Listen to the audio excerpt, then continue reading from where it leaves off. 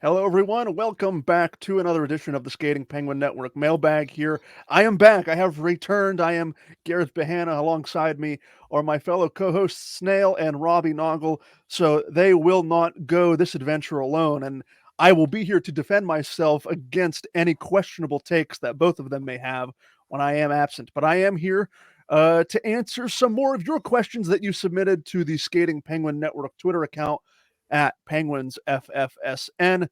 Robbie, as always, you'll take question number one. Snail will take question number two, and we will rotate from there. Let's get this show on the road. Question number one comes from Kim Larson. Robbie, what do you think about the Sergei Zubov to the Dallas Stars for Kevin Hatcher trade?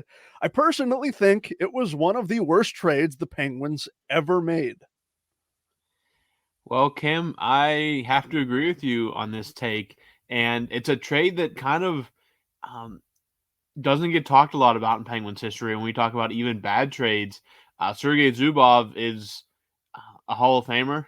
He was well on his way to being in the Hall of Fame before he came to Pittsburgh and became a Hall of Famer long after he left. He went to Dallas. He won a cup with the Stars. Kevin Hatcher was a fine defenseman. He was not Sergei Zubov. And there's stories about this trade. It happened right around the draft when it did happen, right around the draft. And the Stars actually did not believe it. They actually thought the original offer was for Kevin's brother, Darian, who was a much more prolific defenseman, not the offensive threat that Sergei Zubov was, but a much better overall defenseman than Kevin Hatcher was. And when it came about that it was actually for Kevin Hatcher, Dallas basically rushed to the phones to get this trade done. An all-time bad trade by the Penguins. Again, it's right up there with the Marcus Naslund trade. What could have been if Sergei Zubov spent more than just a single solitary season in Pittsburgh. He's an all-time great in the Hall of Fame. Would have been awesome to have him play with that kind of era of Penguins, kind of the late Yager, return of Mario. Again, I don't think he stays forever, but getting more than one season out of him would have been an extremely nice thing to have. But unfortunately, they did trade him away to the Dallas Stars for Kevin Hatcher, and it is absolutely one of the worst trades in Penguins history. Robbie, if I could interject quickly, for maybe some of our younger listeners, if we have younger listeners, that's just me going out on a limb assuming. But what is there more of a modern day trade that you could assimilate this to? Is this the Hall for Larson trade? Yeah, except they're both defensemen. Yeah, I guess you can't really equate it again, like that. I don't think Taylor Hall is a Hall of Famer, but yeah, I mean, yeah, I guess yeah, I mean, just a baffling kind of trade that, again, if it happened in today's society with social media, would get absolutely nuked from every corner, including Penguins fans. It just is a bad. Just think of it as a bad trade. It's just not a trade to make. It was just not a good trade. Just whatever you associate with not a good trade, just associate it with that, because it was a bad trade. The Penguins got markedly worse from it, and they gave up not just a guy that maybe could have been good, a guy that was already good and got better once he left Pittsburgh and had a good season in Pittsburgh, a great season in Pittsburgh, and they just traded him away. Question number two here from Kim Larson. If Mike Sullivan would leave Pittsburgh, who would you want to replace him? You can choose any coach in the league. Any coach in the league. I don't think there's a coach in the league right now that I would want in Pittsburgh. I think every coach that I'd want is either currently out of the league or I like maybe a Joel Quenneville or something. Actually, I'm going to go totally off the board. I think if I could pick a coach for the Penguins to come in and jumpstart this team, I'm looking at over 1,000 games played, won a Stanley Cup in Pittsburgh, and that is Matt Cook. Now, Matt Cook is currently coaching in the ECHL. He doesn't have a ton of coaching experience, but I'd be looking, if I was gonna like hire a new coach, I'm looking for someone like him, maybe someone who has playing experience, has a history with the Penguins. He's like a dirty player, but I mean, suspensions and dirty play aside, he's like got that like grit that I love in a hockey player, and I think it would translate well as a coach. And maybe look to add Trevor Daley to like not being up top but behind the bench in some capacity. So yeah, scratch the Joel Quenneville thing. I'm going Matt Cook with a sprinkle of Trevor Daley in some capacity behind the bench. Let's see here. Question number 3 from Kim Larson.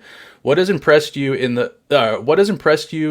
most in the first couple of weeks, and what have been the most disappointing things?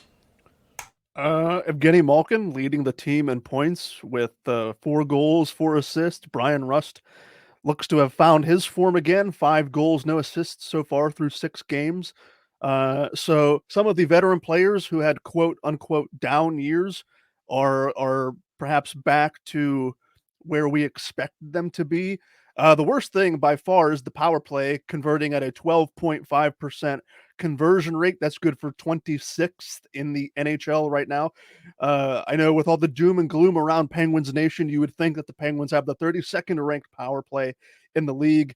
But no, they don't. They have the 26th right now. The Philadelphia Flyers, according to Fox Sports statistics, have the worst power play conversion percentage, shooting and converting at a just 5% rate. So while the power play has struggled, we can take solace as Penguin fans knowing that the cross-state rival Philadelphia Flyers continue to struggle and will likely continue to do so as they continue on with their rebuild.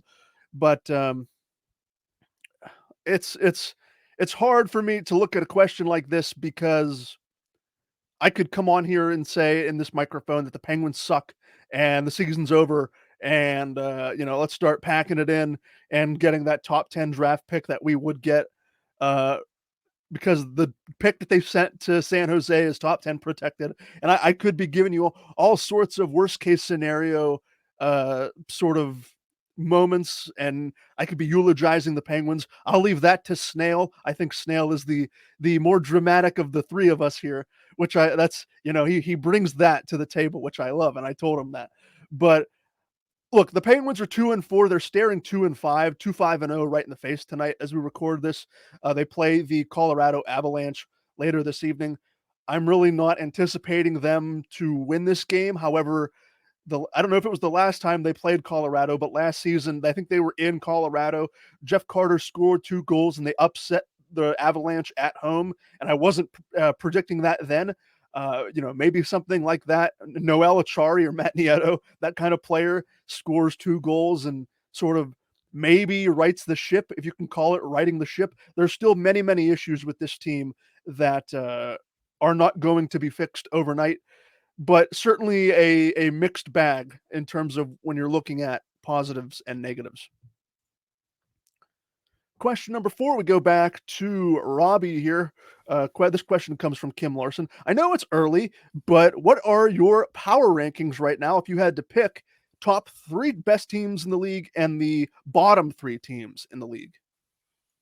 So I'll get the top 3 out of the way pretty quick. I think it's pretty clear cut at the moment, in my opinion, and it's Vegas, who is 7-0-0, the Boston Bruins, who are 6-0-0, and the Colorado Avalanche, who are right now 6-0-0 as well. They're the only 3 teams without any sort of loss currently in the league. Dallas has no regulation losses, but they have lost a game in overtime. So right now, I know it's early, but you got to go with the 3 teams that have no losses. They've combined to play 19 games, and they have 19 wins. So yeah, Vegas, Boston, Colorado are my top 3. With Dallas right there, and even Detroit. Detroit's right there as well. But the top 3, I think, are pretty clear cut. At the bottom, San Jose. While Vegas, Boston, and Colorado have no losses, the San Jose Sharks currently have played 6 games. They have 0 wins. They do have a single point from an overtime loss, so they have lost all 6 of their games in some form or fashion. So they are at the very bottom. and got to go with Chicago. 7 games, only 2 wins. Again, not great. But again, that's expected. Chicago not expected to be a great team this year. They do have Connor Bedard, who is fun to watch, but other than that, not much going on there. And then surprisingly, a team that many picked to be maybe in the Stanley Cup final, who is right now dealing with an injury to their superstar. That is the Edmonton Oilers, who have 1 win in 6 games, 3 points. That is the Edmonton Oilers. No McDavid right now as he recovers. Doesn't sound like he'll be out too long. But my bottom 3 are San Jose, Chicago, and Edmonton. Question number 5, again from Kim. What player has disappointed you the most here in the first couple weeks? I do not know if this is a Penguin-specific question or if this is an overall NHL question, but my guess is it is a Penguin-specific question. I assumed it was a Penguins question. Coming into this season, there was a lot of optimism surrounding the Penguins with the Erik Karlsson trade and acquiring Riley Smith, and Kyle Dubas is the new general manager. But there's always a piece of me in the back of my head this whole time that was just ready to get hurt. I think I've been hard on Jarry, but surprisingly, it's not Jarry that I'm disappointed in. I'm going to go with like Drew O'Connor had such a great camp. Like I thought he was going to hit the ground running and we were going to see that continue. I'm not mad at Drew O'Connor because I think we've talked about him before. He's like an undrafted, like he's like a Ivy League guy. Didn't come into the league with any, there was no hype around him. So, I think Garrett's described him as sort of just a guy, but he's had shown some glimpses, maybe a little bit of disappointment in Drew O'Connor. God, there was times where I was looking at him in training camp and I was like, this guy's going to be in the top 6. This guy isn't even a bottom 6 guy, but not a lot from him. And then another guy is like they brought in Achari to add a little bit of piss and vinegar to the bottom 6 and to play physically, and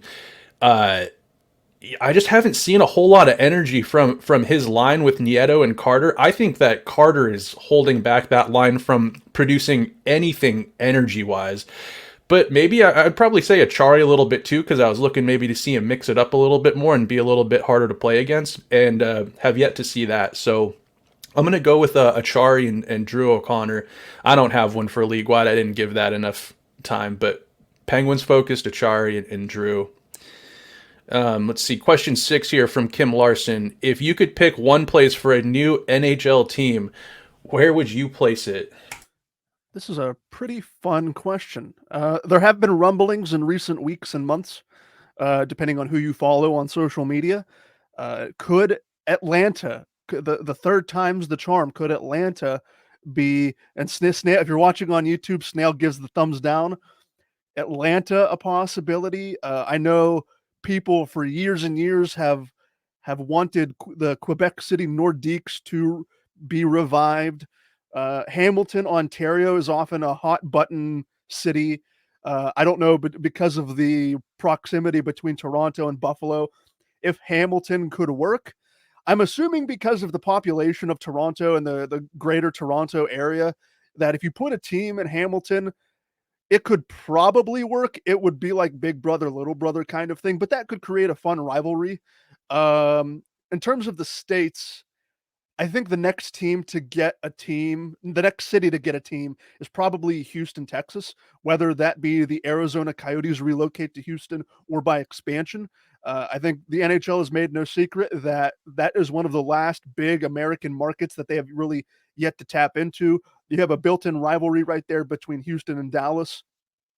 So Houston would be a fun pick for the Western Conference. Kansas City as well. I know Kansas City has an NHL-ready facility, and there were rumors many, many moons ago that the Penguins were going to be relocated to Kansas City at one point. So Kansas City, Houston, and a dark horse candidate, Salt Lake City, Utah, because the Penguins, or not the Penguins, the NHL had been talking, again, the same rumors that were coming out a couple of months ago during the offseason about relocation and expansion mentioned Salt Lake City. It's a smaller market compared to the likes of Kansas City or Houston or even Hamilton, Ontario, but with the Salt Lake City. I think that's the Utah Jazz in the NBA, if I'm not mistaken. I don't follow the NBA all that much.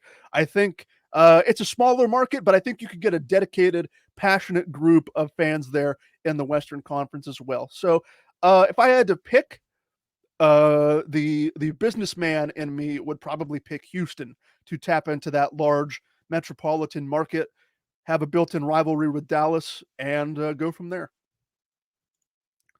Question number 7, Robbie. Kim Larson again. Very simple.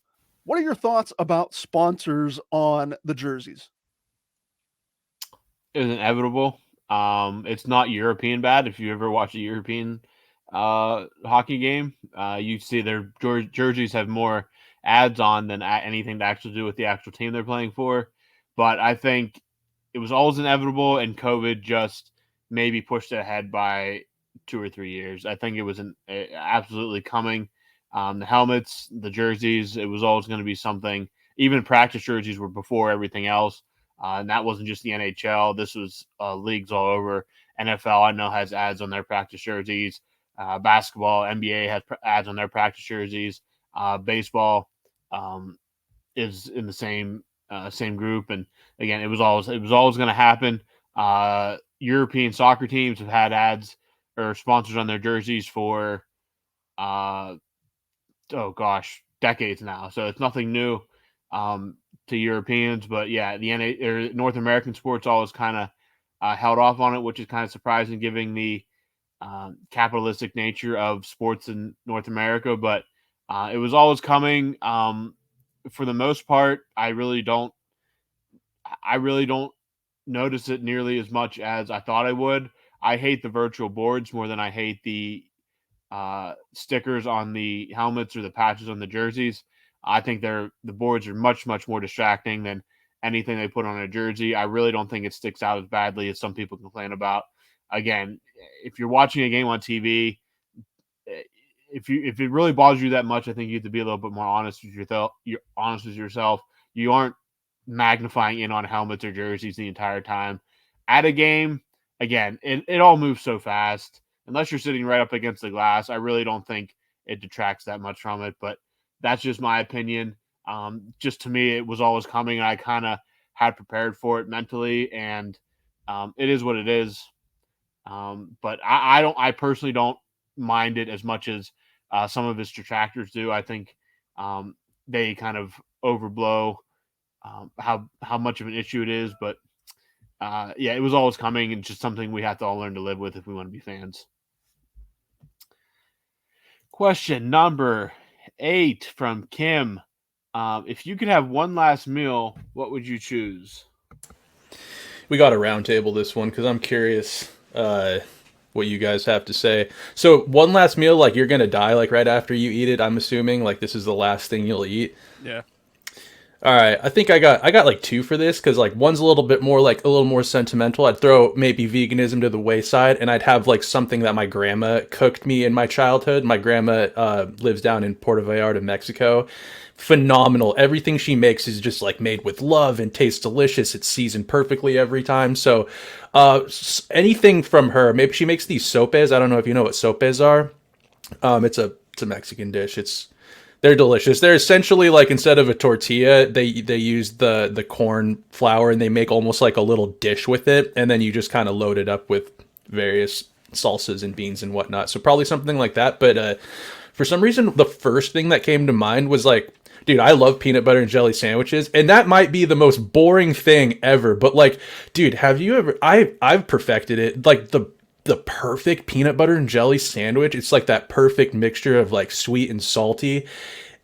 Maybe give it a little toast on each side. Like, dude, I'm a sucker like for a good peanut butter and jelly sandwich. Like that'll set me right. So those are my 2 answers, and I'm gonna pass it over to Robbie first because we all know Garrett's gonna say something egregious with like well done steak. So let's pass it to Robbie.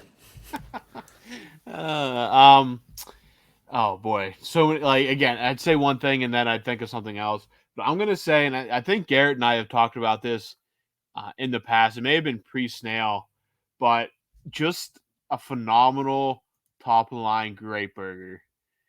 Just like like perfectly done, like just like an elite burger with elite French fries. Um, I don't know if I'd call Burgatory is a really good burger, but I feel like there are better burgers that are not like chain restaurants. I love a good Burgatory burger though, so don't get me wrong on that. But they kind of make it like made to order, whatever you want on it, perfectly cooked, a nice toasted brioche bun. It's gotta be a cheeseburger. I do like cheese, like a nice just slice of American cheddar, um, the right condiments, just cooked to perfection with some fries, and then let's see what I want to drink. Just have a nice crisp Coke with it. That's all. To me, that's just it's. I know it's a very American meal, but Garrett and I have talked in the past. Like, there's nothing on this earth that just beats a good burger. Let's see. So this is going to be the last meal that you ever eat, and then you're done forever. So I almost want to. I want to eat so much because it doesn't matter if you eat yourself to sickness because you're going to die anyway after it. So, but I want a barbecue chicken I want a extra large barbecue chicken pizza, a side of French fries, an Italian hoagie, and some root beer. Robbie said that his dinner of choice was the most American thing ever, but I want all of those things, and I will eat it like a 5-course meal. I will start with the pizza, I'll go with the fries, then I'll have the hoagie, I want the root beer, I want all of that, as a spread on the table just for me. And if I get myself sick, then well, it's not like I'm gonna be. If I wake up tomorrow, it's gonna be my last day on earth anyway. So if I'm going out, I want to go out eating like a king, and that's what I would go with. That's what would kill you. They would like come in to find you, and they'd be like, "He's actually died," and there's not even a crumb left. The food actually is what did him in. He did it himself. We didn't. I even didn't. have to Barbecue chicken pizza is a solid choice too. I'm more like if I had to choose between the two, I'm more of a buffalo chicken pizza person. Just because barbecue sauce, it has to be the perfect barbecue sauce for me. Barbecue sauce can get too sweet, for my taste, but I do like yours. And a good what kind of root beer?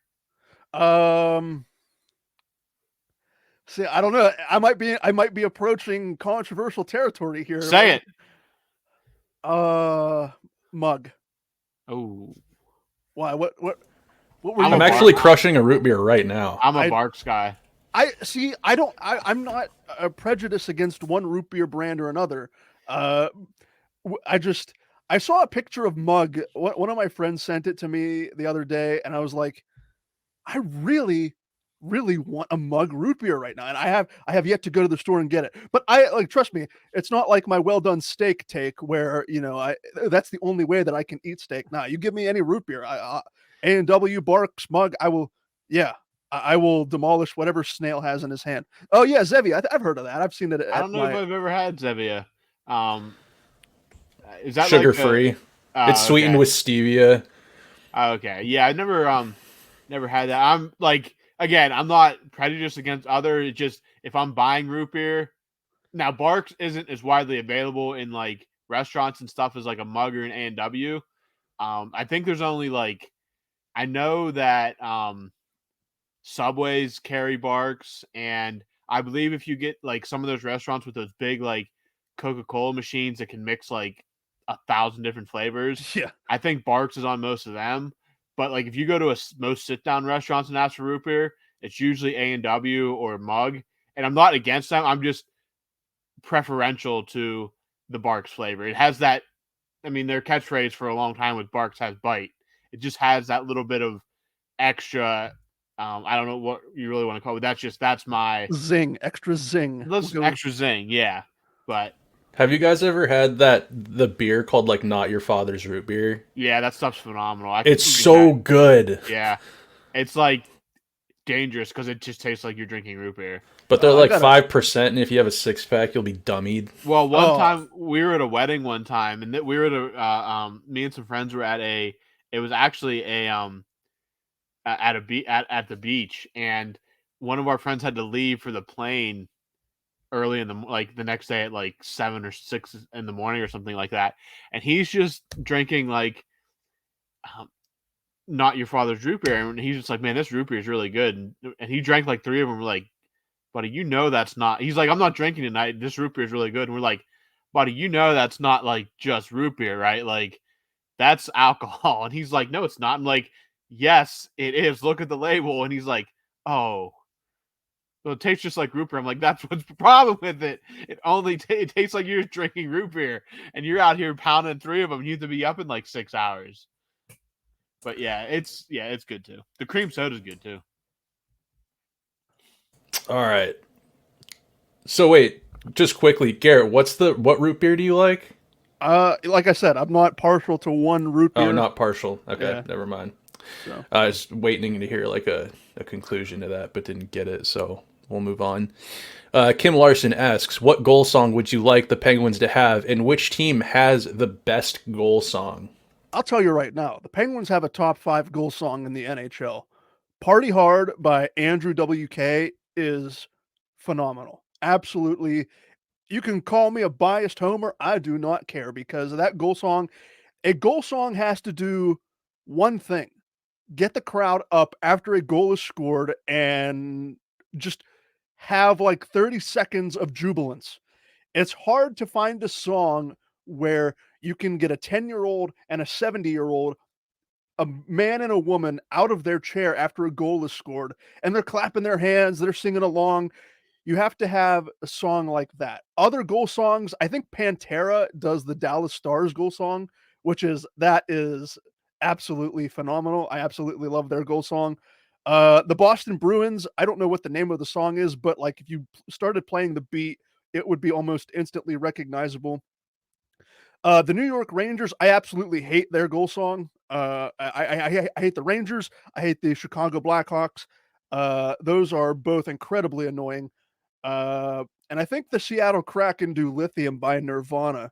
Snail would know better than I do, because he's been there, but I was looking at a couple of different lists. They say the Kraken, at least according to this list, they play Nirvana as their goal song. They do, in fact. Okay, so you can kind of gauge where my music tastes lie, but I think for a good goal song, you need something up tempo, something like not too bass heavy, which is, like I said, hard to do, because a 70-year-old is going to have different music tastes than a 10-year-old.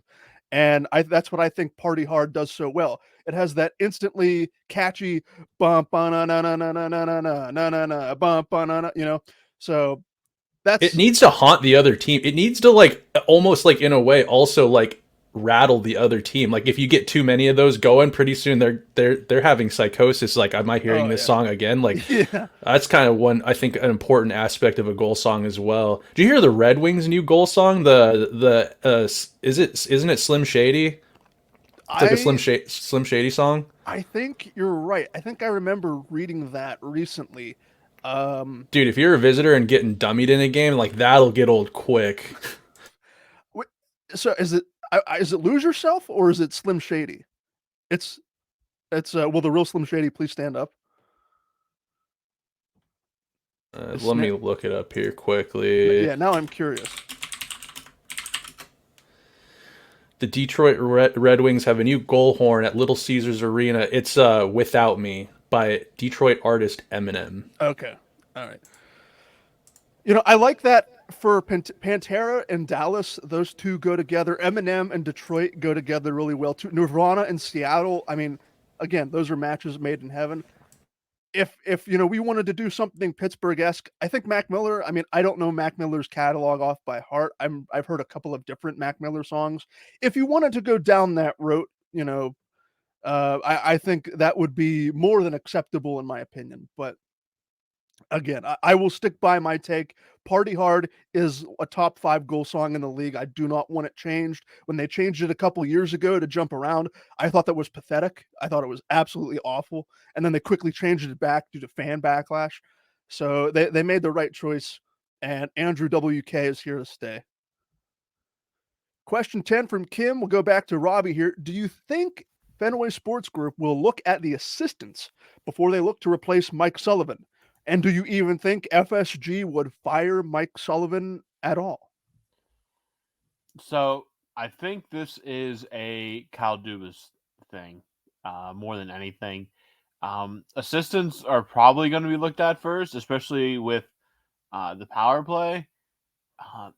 Will they fire him this early in the season? No. Talk to me again at Thanksgiving. I just think that everything that Kyle Dubas said in his, or at many points this summer, all leads me to believe that he's not on the hot seat. But again, things can change if things go really bad. But I would if I was in his seat, I would definitely look at the assistants, because this is something we've discussed before, and especially when it comes to the power play, they're the easiest to change in a pinch. So yeah, I would look at the assistants before that, and I don't how Kyle Dubas does it. I would think that he would look that way first, but obviously can't say for sure without being inside his head. Question number 11, staying with Kim here. How would you rate Tristan Jarry's start to the season? I mean, this is it's neither a thumbs up nor a thumbs down. I feel like this is how Jarry plays. He's incredibly unorthodox at times and looks like he's swimming in the net, but will make some really great saves. But then he also will give up just the worst timing goal that you could want, and it's always, I don't know. I don't want to get too much into it, but I would rate him as just average, like a 5 out of 10. Whatever scale you want to use, it's just been average. He hasn't been great, but I'm not pinning a lot of the blames and the turmoil from this team on Jarry at this point. So I'm gonna quickly get off the Jarry subject before my blood pressure rises. Next question is, any idea how face-off times are decided? This season, the Penguins have very few lunchtime starts, which makes watching live in the UK almost impossible given we're 5 hours plus on Eastern US time. Watching highlights only tells half the story. Yeah, this comes from Tony Gale, our loyal English listener, which I have to say, I have to give mad dedication to Penguins fans, mad props who are watching in like Australia. I know there are fan groups in Australia. I know there are fan groups in England who come over here maybe once or twice a season. I have to give mad props to people who are not regularly watching the Penguins in North America, because most start times are like 7 p.m. Eastern, which would be like midnight over in the UK. And I just think that's absolutely, I can't comprehend that. Even because I watch the Premier League too. The English Premier League basically their schedule is dictated almost by American time zones. I mean, the 7:30 Eastern starts on the East Coast would be lunchtime over there. And it all, I don't want to say that North America reigns supreme when it comes to time zones for all of these sports, even with the English Premier League, but as a North American, and especially on the East Coast, it is incredibly beneficial. So it is hard to watch the Penguins on in any other of these different time zones. And it's strange too, because the Penguins are often chosen as a team that is going to participate in those matinee games, which would be 12 Eastern here on the East Coast. How are the face-off times decided? I mean, for the most part, you're going to see these games start at 7 Eastern, 7:30 Eastern. If they're in a prime time on a big network like NBC or TNT or ESPN, you'll see those games start at 8 Eastern. That's just the prototypical prime time slot here in North America, especially on the East Coast. So I wish I had a better answer for our listeners who are across the pond.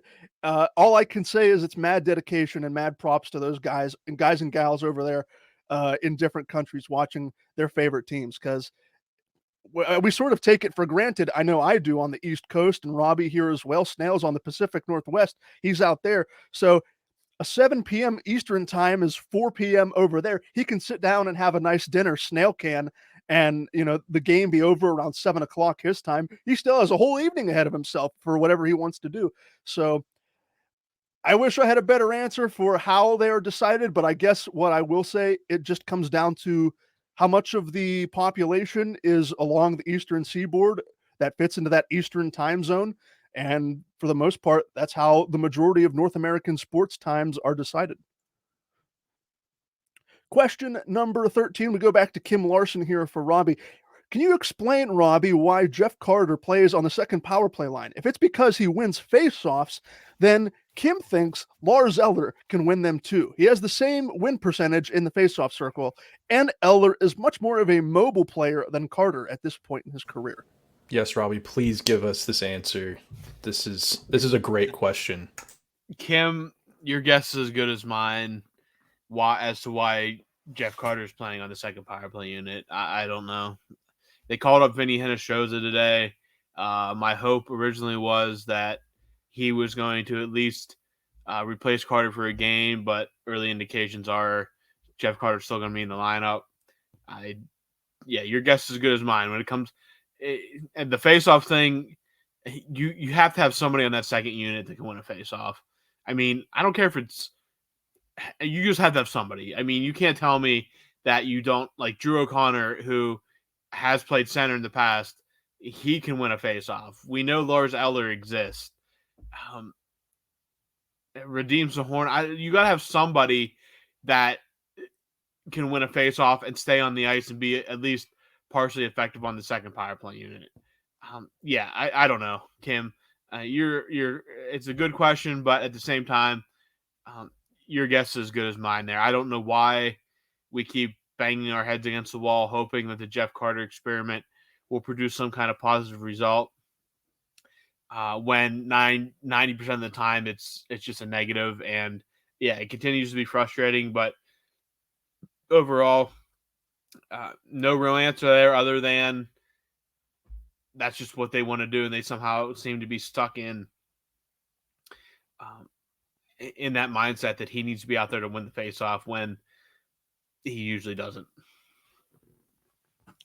Question number 14 from Tony Gale. From the highlights I've seen so far, the Penguins look flat. Start well, but then lack the stamina, get caught on the breakaway or a turnover in the neutral zone, then end up conceding. We're only a handful of games in. Will the average age prove to be a major issue here?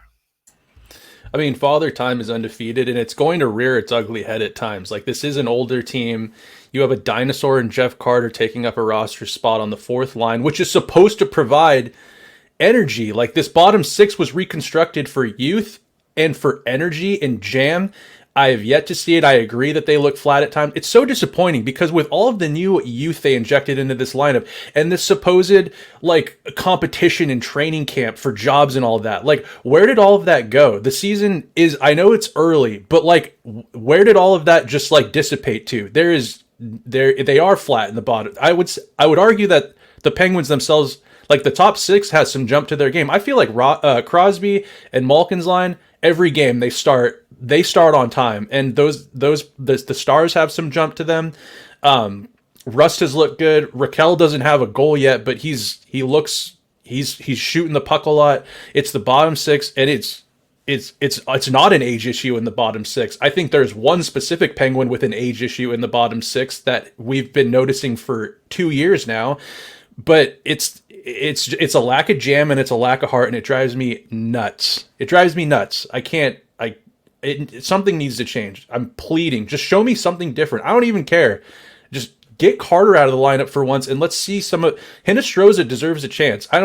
He could have done nothing in the AHL thus far, and I think he deserves a chance still more so than putting Carter up there for second power play faceoffs and defensive draws. I'm over it. I'm super over it. Question number 15 from I think this is a new question asker, Andreas Castle. Castle says, "Hi, I'm a listener from Germany. I have 2 questions for you." Okay, so this is clearly directed at Garrett. Your favorite Star Wars trilogy, prequel, OT, or sequel? Your thoughts about the German players such as Mo Seider, Tim Stützle, JJ Peterka, Philip Grubauer, and Leon Draisaitl? All right, welcome, Andreas from Germany. Thank you for listening. Let's tackle the German question first because the players you mentioned are oozing with talent. Like Leon Draisaitl would be a number one center on 31 other teams. I mean, you could argue it's the same thing as what Crosby and Malkin have done over the last almost 20 years with McDavid supplanting Draisaitl as the team's line one center. But Draisaitl is worthy of all of the accolades he receives as well. They are so fortunate up in Edmonton to basically be replicating what Crosby and Malkin have been doing for so many years. So it has not resulted in any championships yet. Hopefully for Edmonton fans, that starts to change. I love Leon Draisaitl. Tim Stützle, again, a younger guy, hoping that the Ottawa Senators can build around. I think he was drafted in the top 5, I believe, 3rd overall in the 2020 draft. So not a huge sample size, 216 career games, 184 points. Definitely looks like an offensive-minded player, the kind of winger that the Senators were obviously hoping to draft and become a franchise cornerstone. The Senators, we mentioned a couple of weeks ago, were going to be, I think, one of those teams that were going to be on the rise, on the up and up. They may sneak into a playoff spot this year. They may not, but I think they're definitely on that fringe for competing once again coming out of that rebuild. Mo Seider, a defenseman I love watching in Detroit, is the same thing. 171 games played, 99 points in those 171 games played. So he's definitely more of a 21st century defenseman, 6'3", 205. So he's a big body, big, tall drink of water, 6'3", 205, but he definitely has an offensive touch to him. Again, another piece on that Detroit defense that you can easily build around, and that's exactly what I think they're doing with Seider. Who else did he mention? JJ Peterka. This sample size is a lot smaller compared to some of the other players that were previously mentioned. Peterka was drafted in the 2nd round of the 2020 draft. 86 career games, 14 goals, 34 points. Through 7 games so far this season, he only has 2 goals, 2 points on his name, and he's a -1. So Peterka, I just love the name Peterka. I could say Peterka for the rest of the night. JJ Peterka, again, a lot of these players that Andreas mentions are young pieces that these respective teams are trying to definitely build around. And you could easily see that with the exception of Grubauer and Draisaitl, who have been in the league the longest. Grubauer has resurrected his career almost. Well, he did resurrect his career with Colorado, now being in Seattle for the last couple of seasons. Right now, Grubauer starting the season with Seattle, not so hot, 4 games played, 0 wins, 4 losses, an 896 save percentage, a 304 goals against average. So not the hottest start for Philipp Grubauer, but all of these German players that Andreas mentions are capable quality starters. And a lot of these young guys that these teams are going to be building around for the years to come, Seider, Stützle, Peterka, all of these guys have tremendous, tremendous talent. It's going to be fun watching them develop over the next 5 to 10 years. The other question, I saved the Star Wars question for last because, of course, I did. Favorite trilogy? My favorite trilogy has to be the original trilogy. That's what my uncle introduced me to. I grew up with the prequel trilogy. I remember seeing Revenge of the Sith in theaters back in, what was that, '05? I think I was 6 years old at the time, so I have vague memories of that. But my uncle raised me on the original trilogy. I love the sequel trilogy. I do not like Episode 9. I think The Last Jedi is the best movie in the sequel trilogy. Um, but yeah, I'll say original trilogy because that's basically what I was brought up on. Question number 16, as we go back to Robbie here. Question 16 comes from Tony Gale. And now, a hockey question from Tony. Rust has started this season like a man with a point to prove. Do you think we could see 30-plus goals from Brian Rust for the first time in his career? I've been riding the Brian Rust 30-goal train for like 4 seasons now. He has. It's not even a joke. He has. I am, again, I said it before, I'm a massive Brian Rust homer. But he was on pace for 30 the year COVID hit. He was going to blow past 30 that year, and he was on pace for 30 the COVID shortened year. The next year, they only played 48 or something, 48 games, something like that. And he was on pace for 30 for 30 goals that year. And yeah, I mean, at some point the age is going to catch up, and he's not going to be the goal scorer he was anymore. But I hope just for his sake that he can get to 30 once in his career, especially since he's come close so many times, and it's always been something that kind of popped up that it was like, oh, sorry, Ryan Russ, you do not get 30 goals this year. I really hope that so he can say that he was a 30 goal scorer in the NHL. I'm sure he's plenty okay with saying he's a 2-time Stanley Cup champion. I anointed him Mr. Game 7 after what he did to the Capitals and the Lightning those few seasons during the Cup run. But, I mean, he's at 5 through 6 games. He's well on pace this year. So, again, is he going to keep scoring at this pace? I mean, if he scores 50 this year, that's fantastic. Heck, man, go score 50. I don't care. But I'm really hoping that he gets the 30-goal mark this year just so I can be finally vindicated in my Brian Rust, my Brian Rust love. I've been a fan of that guy since he came into the league, and I Brian really Lust. Oh my goodness. Yes. I really hope that he finally gets that 30-goal mark because it justifies everything I believe for the past 7 seasons. So let's go, Brian. Let's keep it rolling. All right, wrapping us up here. Tony Gale again. This one's going to Snail. Big Z, Radim Zohorna is back in the team and should never have left, in my opinion. A standout in the Blues game. I believe he's the missing piece to fire up the 3rd/4th line. Do you think the introduction of Zohorna will put more of a spotlight on how bad Carter has been so far? You don't need Zohorna to put a spotlight on how bad Jeff Carter has been. And I think that the fact that they traded this guy, whatever that was, 2 years ago, was a mistake in the first place. This guy's a unicorn. This guy's what, 6'5" or something, or 6'6"? He's massive and he can skate like the wind. He's got hands. He plays with finesse. He's new to the NHL. He's from the Czech Republic or whatever. He needs an opportunity to grow. I think, like I said, he's a unicorn. I don't know why why Hextall of all people would get rid of some big centerman like Zohorna in the first place. I don't know why there would have been any debate whether he cracks the opening night lineup. He's only getting better. The last few games with him in the lineup, it's noticeable. He's skating with more confidence. He plays with some jam. He's good down low. You can tell he's got good vision. He's perfect for the 3rd line right now. I don't know if that you put him at center and you bump Eller down, or there's options there, and why they're not exploring more with this. Like I'd said, I'll say it again, this unicorn in Radim Zohorna. I have no clue. Another thing that just drives me bonkers. Anyway, yeah, you don't need Zohorna in the lineup to put a spotlight on Carter's mishaps and his lack of energy and the fact that he skates super slow out there. I don't know. You don't need much to highlight that the issue that is Jeff Carter. So why he isn't in the lineup it's just every game, or why it's even up for discussion anymore is beyond me. So I guess that wraps up the mailbag. We'll end it there. God, some of these questions, dude, they just get me emotional.